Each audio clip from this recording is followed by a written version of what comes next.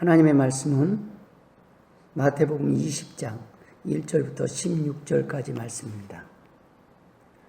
천국은 마치 품꾼을 얻어 포도원에 들여보내려고 이른 아침에 나간 집주인과 같으니 그가 하루 한 데나리온씩 품꾼들과 약속하여 포도원에 들여보내고 또 제3시에 나가보니 장터에 놀고 서 있는 사람들이 또 있는지라.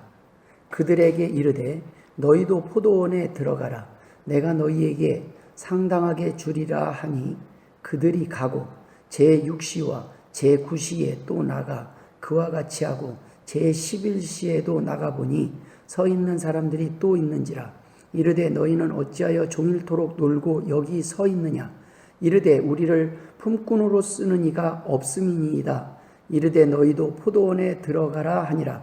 저물매 포도원 주인이 청지기에게 이르되 품꾼들을 불러 나중 온 자로부터 시작하여 먼저 온 자까지 싹쓸 주라 하니 제11시에 온 자들이 와서 한 데나리온씩을 받거늘 먼저 온 자들이 와서 더 받을 줄 알았더니 그들도 한 데나리온씩 받은지라. 받은 후 집주인을 원망하여 이르되 나중 온 이 사람들은 1시간밖에 일하지 아니하였거늘 그들을 종일 수고하며 더위를 견딘 우리와 같게 하였나이다. 주인이 그 중에 한 사람에게 대답하여 이르되 친구여 내가 네게 잘못한 것이 없노라. 네가 나와 한 데나리온의 약속을 하지 아니하였느냐. 내 것이나 가지고 가라. 나중 온 이 사람에게 너와 같이 주는 것이 내 뜻이니라.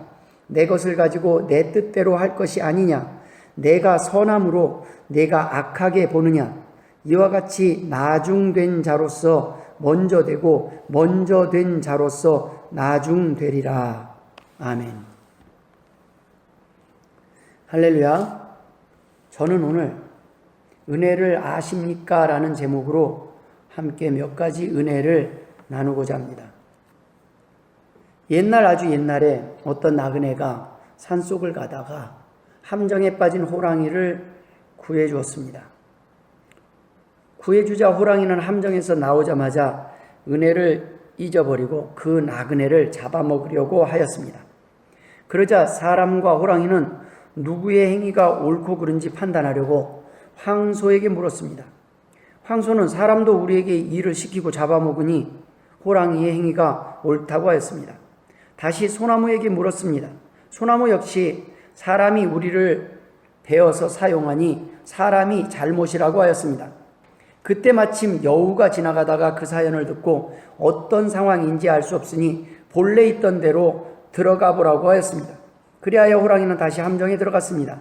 그리고 여우는 사람에게 이제 갈 길이나 가라고 하며 사라졌습니다. 이 이야기는 호랑이가 자기를 구해준 은인을 잡아먹으려다가 다시 곤경에 빠지게 되었다는 일명 여우의 재판이라고 하는 설화입니다. 요즘 우리들의 모습이 혹시 이런 모습은 아니더라도 비슷한 모습이 아닌지 생각해 봅니다. 지옥에 갈 인생을 구원해 줬더니 복 안 준다고, 좋은 직장 안 준다고 투정이나 부리고 하나님의 것을 가지고 마치 내 것인 양 저울질하고 사는 것은 아니었는지 생각해 보게 됩니다. 예전에 인터넷에서 아주 재밌고 인상적인 사진 한 장을 보았습니다. 엄마가 나가면서 냉장고에 붙여둔 메모인데 그 내용은 이렇습니다. 김치 냉장고에 돼지갈비 있어. 성적표를 봐선 굶겨 죽이고 싶은데 여러분, 부모님의 사랑이 느껴지십니까? 남편이, 아내가, 자녀가 하는 짓을 봐서는 굶겨 죽이고 싶은데 밥 차려놓고 일 나가는 배우자가 있다면 감사하십시오. 우리가 하는 행동을 봐서는 지옥에 보내도 부족한데 하나님께서는 오늘도 우리를 향한 일용할 양식을 챙겨주시기에 급급하십니다. 부모님의 사랑, 부모님의 은혜를 안다고 생각했었습니다. 그러나 요즘 생각해보니 부모님의 은혜와 사랑을 알려면 아직 멀었다는 것을 깨달았습니다. 이제 부모가 돼보니 조금은 알 것 같습니다만 아직 한없이 부족하기만 한 제 자신을 발견합니다. 하물며 하나님의 은혜와 사랑은 어떠하겠습니까? 마찬가지라는 생각이 듭니다. 과연 제가 하나님의 은혜를 아는 사람인가? 아니면 안다고 착각하고 있는 사람인가? 그 은혜와 그 사랑을 머리로 알지 아니하고 가슴으로 안다면 과연 이렇게 살아가겠는가 스스로 날마다 자문하고 살고 있습니다. 오늘 나눌 첫 번째 나누고자 하는 내용이 바로 하나님의 은혜를 아십니까? 라는 질문입니다. 여러분, 하나님의 은혜를 아십니까? 오늘 본문에는 포도원에 들어온 일꾼들에 대한 비유가 기록되어 있습니다. 이 비유는 천국이 어떤 곳인지, 어떤 사람들이 가는 곳인지를 보여줍니다. 한 주인이 포도원 품꾼을 구하기 위해 아침 일찍 인력시장에 나가 품꾼들과 한 데나리온의 품삯을 약속하고 계약을 합니다. 그리고 부릅니다. 주인은 삼시에도 장터에 나가 품꾼을 구했습니다. 이스라엘의 삼시는 오늘날 오전 9시를 말합니다. 주인은 6시 정오 때와 9시 오후 3시에도 품꾼을 포도원에 들여보냈습니다. 그들과는 구체적인 약속 없이 단지 너희에게 상당하게 주리라고 했습니다. 그리고 마지막에 11시 곧 오후 5시에도 여전히 일자리를 구하지 못해 장터에 놀고 있는 사람들이 있었습니다. 이미 그들은 몸이 허약해서 일꾼으로 불려가지 못했던 사람들 같습니다. 자비로운 주인은 그들도 포도원으로 들여보냈습니다. 날이 저물자 주인은 청지기에게 품삯을 주게 했습니다. 오후 5시에 와서 1시간 일한 사람은 놀랍게도 하루 품삯에 해당하는 품삯을 받았습니다. 그러자 아침 일찍 온 사람은 10배 이상은 일한 자기들은 훨씬 많이 받을 줄로 기대했지만 그 역시 한 데나리온을 받았습니다. 그러자 그는 집주인을 원망하기 시작했습니다. 나중 온 이 사람들은 1시간만 일하였거늘 저희를 종일 수고와 더위를 견딘 우리와 같게 하였나이다 라고 기록하고 있습니다. 그때 주인이 대답합니다. 친구여, 내가 네게 잘못한 것이 없노라. 네가 나와 한 데나리온의 약속을 하지 아니하였느냐? 네 것이나 가지고 가라. 나중 온 이 사람에게 너와 같이 주는 것이 내 뜻이니라. 내 것을 가지고 내 뜻대로 할 것이 아니냐? 내가 선함으로 네가 악하게 보느냐? 이 비유를 읽는 많은 분들이 마음의 불편함을 느낍니다. 품꾼의 불평은 충분히 공감하면서 주인의 행동에 대해서 참 괴팍한 주인이라는 인상을 가지게 됩니다. 법적으로 따지자면 한 데나리온을 약속했으니 할 말이 없지만 심정적으로는 너무했다는 생각을 지우기 어렵습니다. 불공평하다는 생각이 들게 합니다. 더구나 비유 끝에 덧붙인 예수님의 말씀은 한층 더 마음을 불편하게 만듭니다. 이와 같이 나중된 자로서 먼저 되고 먼저 된 자로서 나중되리라. 과연 이 비유가 말하고자 하는 핵심은 무엇일까요? 바로 은혜입니다. 하나님의 나라는 처음부터 끝까지 은혜로 시작해서 은혜로 끝난다는 것입니다. 은혜를 아느냐는 말씀입니다. 은혜를 안다면 먼저 왔다고 여유롭거나 불평하지 않습니다. 일할 때 마음이 힘들지 않았기 때문입니다. 기쁨으로 일했을 것이기 때문입니다. 은혜는 자격 없는 사람에게 주어지는 보상을 말합니다. 우리는 하나님 앞에 권리와 자격을 말할 존재가 아닙니다. 불러주셔서 택해 주셔서 구원해 주시고 용서해 주셔서 감사할 뿐입니다. 오히려 일할 기회를 주셔서 은혜를 갚을 더 많은 기회와 시간을 주심에 감사해야 합니다. 현대인들은 계산하는 일에 익숙해져 있습니다. 일한 시간과 그에 비례해서 대가와 보상을 계산합니다. 그것이 나쁘다는 것이 아니라 그러한 삶에 익숙하다는 것입니다. 그러나 하나님께서는 사람들의 방식대로 계산하지 않으십니다. 하나님의 나라에서는 대가가 아니라 은혜로 역사하십니다. 하나님의 나라에 들어가는 것도 은혜로 하시고 하나님의 나라에서 일하는 것도 은혜로 하시며 마지막에 주시는 상급도 역시 은혜입니다. 이 모든 것들이 인간이 가진 어떤 것이나 인간의 노력의 대가가 아닙니다. 그래서 하나님의 나라는 일찍 들어오고 늦게 들어옴이 중요하지 않습니다. 은혜를 아는 마음으로 일하는 것이 중요합니다. 여러분, 하나님의 은혜로 일하십니까? 은혜로 감사하십니까? 은혜로 예배하십니까? 아니면 대가를 기대하며 봉사를 기대하며 복을 기대하며 사역하고 예배하십니까? 은혜로 예배하는 분은 이 시간이 기쁨의 시간인 줄 믿습니다. 그러나 대가를 기대하며 순종하거나 다른 이유로 예배를 드린다면 이 시간은 참으로 힘든 시간일 것입니다. 예배의 가장 핵심적인 요소는 감사입니다. 찬양입니다. 영광입니다. 지난 한 주간도 하나님 나의 생명을 연장해 주셨습니다. 또 새로운 기회를 주셨습니다. 감사합니다. 찬양입니다. 그것이 빠진 예배는 예배가 아니라는 것입니다. 다른 이유로 예배를 드린다면 이 시간은 참으로 힘든 시간일 수밖에 없습니다. 때문에 불평도 큰 것입니다. 그러나 은혜를 알게 되면 달라집니다. 그래서 교회는 바로 은혜가 무엇인지를 가르치고 배우는 곳입니다. 교회의 모든 프로그램은 그 은혜를 가르치고 있는 것입니다. 오늘 비유에 나오는 사람들은 주인의 은혜를 아는 사람과 모르는 사람으로 나눌 수 있습니다. 당시는 유대인들이 로마의 식민 통치하에서 어렵고 힘들게 살던 때였습니다.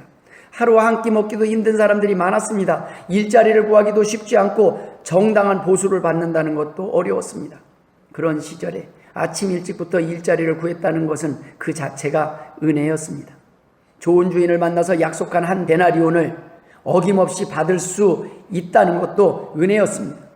그러나 그들은 행복하게 시작했던 하루를 불평으로 마감합니다. 왜 그렇습니까? 주인의 은혜를 깨닫지 못했기 때문입니다.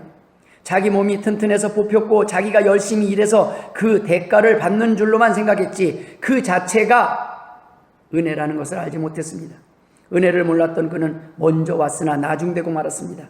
부르심에 대한 기쁨을 잊어버렸고 소명을 잊었습니다. 여러분, 힘들고 어려울 수 있습니다. 사명을 온전히 기대했던 만큼 감당하지 못할 수도 있습니다. 그러나 가장 큰 문제는 불평과 불만입니다. 그것은 보상에 대한 기대 때문에 생기는 죄입니다. 교회에는 이런 사람들이 문제입니다. 한 해를 마감하면 생각보다 더 나아 보이기도 하고 부족해 보이기도 합니다. 이렇게 했으면 좋았을 걸, 저렇게 했으면 좋았을 거라는 아쉬움도 남기 마련입니다. 교회뿐 아닙니다. 개인의 인생도 그렇습니다. 어느 누가 장례식장에 가서 죽은 사람을 향해 이건 이랬고 저건 저랬다고 말합니까? 안 합니다. 왜냐하면 말해도 소용이 없기 때문입니다. 이 땅에서의 그의 인생이 끝났기 때문입니다. 이제 하나님의 심판만 남았기 때문입니다. 사람들이 더 이상 할 수 있는 일은 아무것도 없습니다. 그 심판과 판단은 하나님만이 하실 것입니다. 사람이 그의 인생의 성공 여부를 더 이상 판단할 수 없습니다. 오늘 비유에서 하나님께서는 부르신 시간은 달라도 일의 결과와 양을 말씀하지 않으셨습니다.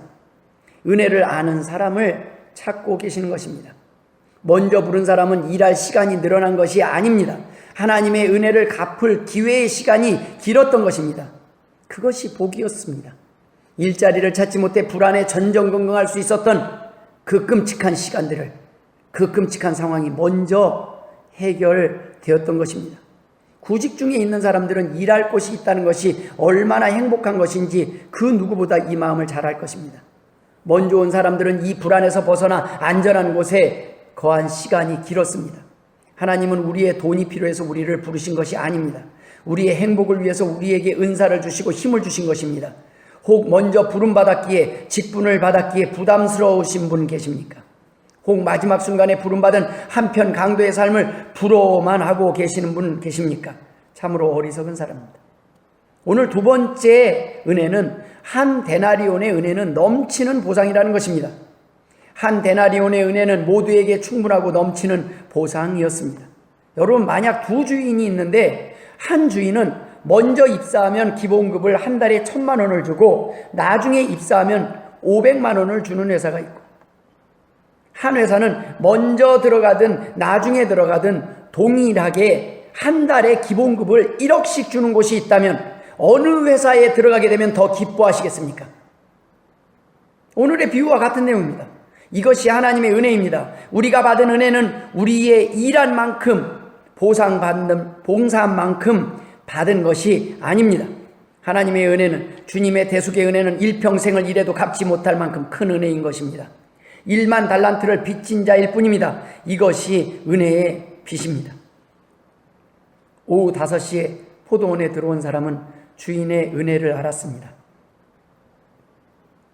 몸이 약하고 쓸모없는 자신, 더 이상 아무도 불러주지 않고 일할 소망이 없는 자신을 불러서 1시간이라도 일하게 해주신 것 자체를 감사하게 생각했습니다. 일하고 싶어도 일이 없어 빈둥거려 본 사람들은 일자리가 있다는 것이 얼마나 큰 행복인가를 압니다. 누군가 나를 찾고 불러준다는 것이 얼마나 감사한 것인지를 안다는 것입니다. 오늘만큼은 빈손으로 퇴근하지 않고 자식들에게 줄 붕어빵이라도 사들고 들어갈 수 있게 된 것이 기뻤다는 것입니다. 그가 한 데나리온을 받았을 때 얼마나 놀랐을 것이며 주인의 넓은 마음에 얼마나 감사했을까를 우리는 쉽게 짐작할 수 있습니다. 은혜를 아는 그는 나중 왔으나 먼저 되었습니다. 직분을 맡겨주시면 은혜입니다. 권리가 아닙니다. 사명을 주시면 은혜입니다. 혹 여러분의 사업체를 핑계로 교회의 직분과 사명을 소홀히 하시는 분 계십니까? 여러분, 직분과 사명 때문에 건강과 작업장과 직장을 주시고 계심을 감사하시길 바랍니다. 혹 일이 직장이 없다는 핑계로 사명을 소홀히 하시는 분 계십니까? 먼저 하나님께서 주신 사명에 충실하십시오. 하나님의 나라는 은혜의 왕국입니다. 그분의 왕국 안에서 살면서도 여전히 세상에서 하던 방식대로 계산과 대가만 알고 은혜를 모르는 사람은 하나님을 원망할 수밖에 없습니다. 새벽 품꾼처럼 하나님께서 하신 약속을 성실하게 지키셨을지라도 공연히 다른 사람과 비교하면서 손해의식에 빠지고 하나님께 불만을 가지고 따지게 됩니다. 이사야 55장 8절 9절에 보면 여호와의 말씀에 내 생각은 너희 생각과 다르며 내 길은 너희 길과 달라서 하늘 이 땅보다 높음같이 내 길은 너희 길보다 높으며 내 생각은 너희 생각보다 높으니라 라고 말씀하고 계십니다. 은혜를 아는 사람은 하나님의 뜻을 잘 깨달을 수 있습니다. 은혜를 아는 사람은 하나님의 마음을 잘 헤아릴 수 있습니다. 다른 사람에게 풍성한 은혜 베푸시는 것을 보면서도 함께 즐거워할 수 있습니다. 시기하고 불평하지 않고 주님의 인자심과 자비로우심을 찬양할 수 있습니다. 우리의 삶에 있어서 가장 중요한 것은 지금 내가 무엇을 하고 있든 하나님의 백성으로서 일하고 있다는 사실입니다. 비록 힘들고 고달파도 하나님의 백성으로 사는 삶 자체가 은혜의 삶인 것입니다. 우리가 하나님의 백성으로 선택되었다는 사실을 깨달았던 그 순간의 감격과 기쁨을 떠올려 보십시오. 시편 기자의 고백처럼 시편 84장 10절에 주의 궁정에서 한 날이 다른 곳에서 첫날보다 나은즉 악인의 장막의 거함보다 내 하나님 문지기로 있는 것이 좋사오니. 여러분, 한 날이 아니라 수백일 수천일을 살게 하셨는데 평생 주님을 위해 허드렛 일만 하다 죽어도 감사한 일이라며 우리는 은혜를 안다면 기뻐했을 것입니다. 그러나 그 은혜를 잊어버리면 우리의 기쁨은 사라지고 원망이 찾아옵니다. 불평하게 되어 있습니다. 은혜를 망각하면 열심히 땀 흘렸던 지난 시간의 모든 것이 헛수고같이 여겨질 수 있습니다. 비교의식에 시달리며 억울하게 손해본 사람 마냥 나는 뭔가, 내 인생은 뭔가, 내가 일한 것은 뭔가 한탄하며 일할 의욕을 상실할 수 있습니다. 하나님의 백성으로서 사는 우리는 하나님의 나라가 항상 은혜로 다스리는 나라임을 기억해야 합니다. 세 번째, 지금도 늦지 않았다는 것입니다. 무엇이 늦지 않았다는 말씀입니까? 구원받을 기회, 이 은혜를 누리며 행복하게 남은 생을 살아갈, 선택할 기회가 남아있다는 것입니다. 천국의 이 법칙은, 이 은혜의 법칙은 살아있다면 누구에게나 소망이 있습니다. 지금이 바로 은혜 받을 때요, 구원의 때입니다. 행복을 누릴 때입니다. 오늘이 행복할 시간입니다. 먼저 기회를 얻었음에도 불구하고 누리지 못하고 사는 사람들이 있습니다. 반면 뒤늦게 복음을 들었음에도 불구하고 누구보다도 하루하루를 소중히 여기며 감사하며 행복하게 사는 사람들이 있습니다. 암에 걸렸다가 다시 연장된 삶을 사는 사람들은 그 은혜를 압니다. 하루가 얼마나 귀한지, 새롭게 얻은 그 인생이 얼마나 귀한지 압니다. 이 은혜를 들어서 아는 사람이 아니라 깨닫고 누리는 사람이 지혜로운 사람입니다. 복음을 들은 순서가 아니라 믿는 순서, 누리는 순서가 중요하다는 말씀입니다. 새가족이라고 이제 예수를 믿어서 뒤늦게 막차를 타서 기죽어서 일하실 필요가 없습니다. 또한 오래전부터 먼저 신앙생활을 해왔다고 교만할 이유도 없습니다. 우리는 모두가 함께 누리고 나누어도 부족하지 않을 만큼 충분한 은혜와 기쁨의 이유를 받았기 때문이고 이사야 49장 8절에 여호와께서 이같이 이르시되 은혜의 때에 내가 네게 응답하였고 구원의 날에 내가 너를 도왔도다. 내가 장차 너를 보호하여 너를 백성의 언약으로 삼으며 나라를 일으켜 그들에게 그 황무하였던 땅을 기업으로 상속하게 하리라. 이 은혜를 얼마나 감사하고 누리며 사명의 자리에서 흔들리지 않고 사느냐에 따라 이 땅의 행복뿐 아니라 천국의 기업이 결정된다는 말씀입니다. 때때로 나이라는 것이 사람의 발목을 잡을 때가 있습니다. 이 나이에 무엇을 시작하겠는가 하며 체념하거나 허송세월로 보냈던 지난 날들을 후회하기도 하고 이미 먹을 만큼 먹어버린 나이를 생각하며 불안과 침울함에 빠지기도 합니다. 이제서야 복음을 들었고 알았는데 내가 해봤자 무엇을 할 수 있겠는가 생각하고 낙심할 수 있습니다. 그러나 하나님의 은혜는 오후 5시에 더욱 강렬하게 베풀어짐을 믿으시길 주의 이름으로 축원합니다. 혹 이 나이에 이제 와서 내가 뭘 하시는 분 계십니까? 나이가 문제가 아니라 이 나이에 나 같은 사람이 뭘 하겠느냐는 그 생각이 그를 늙게 하는 것입니다. 어떤 분들은 나이는 더 젊은데도 더 노인처럼 사는 사람들을 봅니다. 또 젊어도 노인같이 사는 사람이 있는가 하면 늙어도 젊은이처럼 사는 사람들이 있습니다. 나이를 잊고 사십시오. 나이에 상관없이 사십시오. 교회든 사회든 노인을 싫어하는 것이 아닙니다. 노인은 아무것도 할 수 없다는 부정적인 생각들이 노인을 존경할 수 없게 만드는 것입니다. 이러한 분들의 문제는 노인을 사용하시는 분이 전지전능하신 하나님이시라는 것을 잊어버리는 불신앙적 삶의 태도 때문입니다. 노인일수록 더 일하려고 해야 합니다. 기회가 얼마 없습니다. 하나님께서 강건함을 주실 것입니다. 늦었다고 생각할수록 더 열심히 일해야 합니다. 하나님께서 힘을 주실 것입니다. 오래된 교회는 어른이 많은 교회입니다. 늙어 아무것도 할 의욕이 없는 어른이 아니라 날아다니는 젊은 어른이 많아지시길 주님의 이름으로 축원드립니다. 폴란드 출생으로 26살에 미국에 건너와 여러 가지 제조업에 종사하다가 자수성가한 유대계 사람이 있습니다. 그는 70세 후반에 은퇴해서 뉴욕에 있는 노인클럽에서 인생 오후반에 무료한 삶을 달래곤 했습니다. 그러던 어느 날 체스 상대자가 나타나지 않아서 그림 교실에 등록을 했습니다. 그러다가 그림에 빠져들었습니다. 겨우 10주를 배웠을 뿐이지만 구약 성서와 히브리 문학 등을 주제로 그린 그의 그림들은 많은 미술가들과 평론가들에게 천재성을 가진 것으로 인정을 받았습니다. 금손이었던 것입니다.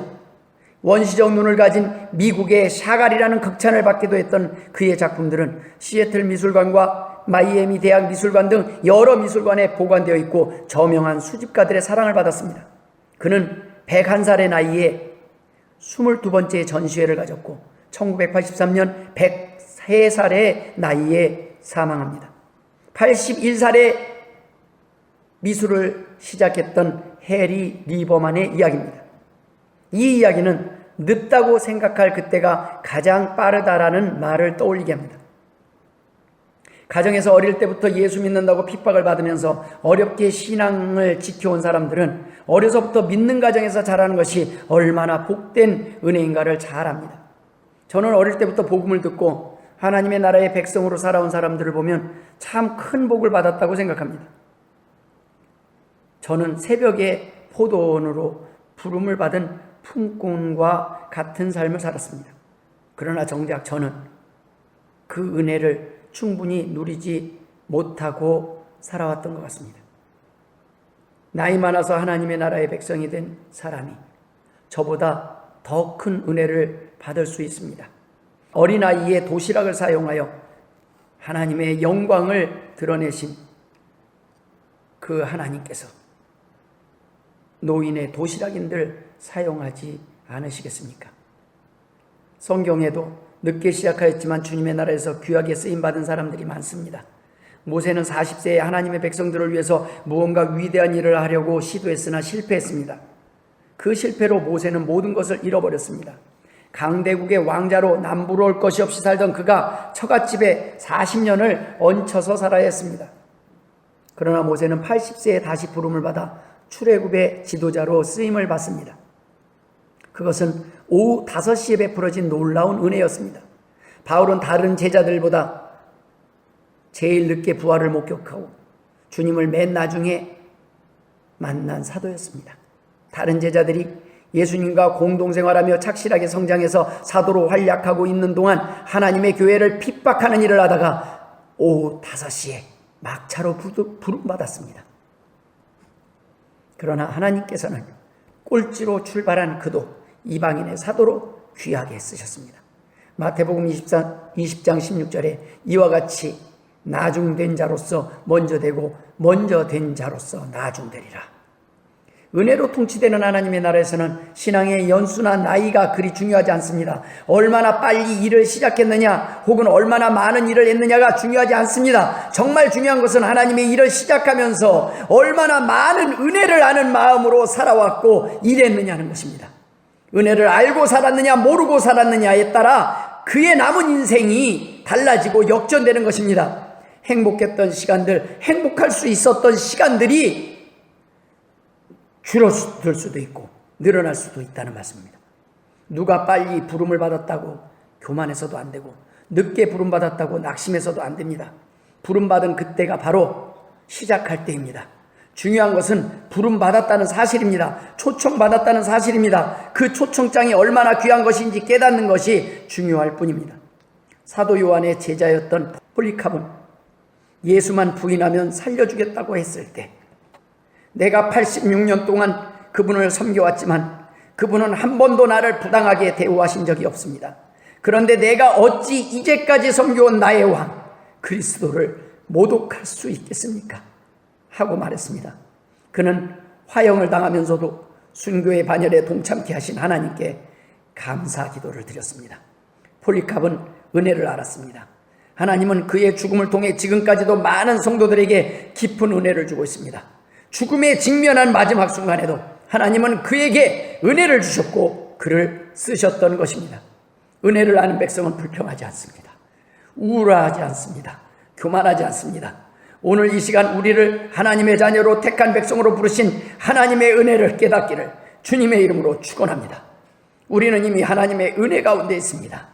때때로 이 땅에서 힘겹게 살아갈지라도 마지막 순간에 은혜를 아는 마음만큼은 잃어버리지 않기를 주님의 이름으로 축원드립니다. 하나님께서 우리에게 이 은혜를 지킬 힘을 주시고 나이와 상관없이 풍성한 은혜로 역사하여 주시길 주의 이름으로 축원합니다. 말씀을 마무리 짓도록 하겠습니다. 여러분, 오늘 본문의 주님의 마지막 말씀처럼 지금이 시작할 때입니다. 늦게 오셨다고 순서를 기다리지 마십시오. 지금 은혜 받으십시오. 지금 일하십시오. 교회는 들어온 순서대로 일하는 것이 아닙니다. 직분대로 일하는 것이 아닙니다. 일하는 순서대로 인정받는 곳입니다. 목사보다 더 열심히 사십시오. 하나님이 인정하실 것입니다. 과거에 일찍이 부름받은 것을 자랑하지 말아야 합니다. 중요한 것은 지금 하나님의 은혜에 감사하며 충성하느냐 안 하느냐가 중요합니다. 여러분, 받은 은혜에 너무 감사해서 아까워하지 않고 정성껏 하나님께 예물을 드리는 자입니까? 아니면 복받기 위해 받은 만큼 드리는 자입니까? 아니면 받고서도 받은 만큼도 하나님 앞에 드리지 못하는 은혜에 빚진 자입니까? 이 은혜의 감격을 경험했어도 살다 보면 우리는 넘어지고 불평하며 우울해질 때가 있습니다. 별거 아닙니다. 은혜를 잊었기 때문입니다. 9시에 포도밭에 들어갔다가 힘들어서 뛰쳐나왔더라도 오후 5시에 다시 들어가면 됩니다. 주님께서 다시 받아주실 것입니다.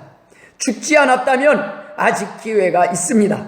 넘어짐이 문제가 아닙니다. 넘어짐을 핑계로 절망하며 포기하고 주저앉아 있는 것이 문제라는 것입니다.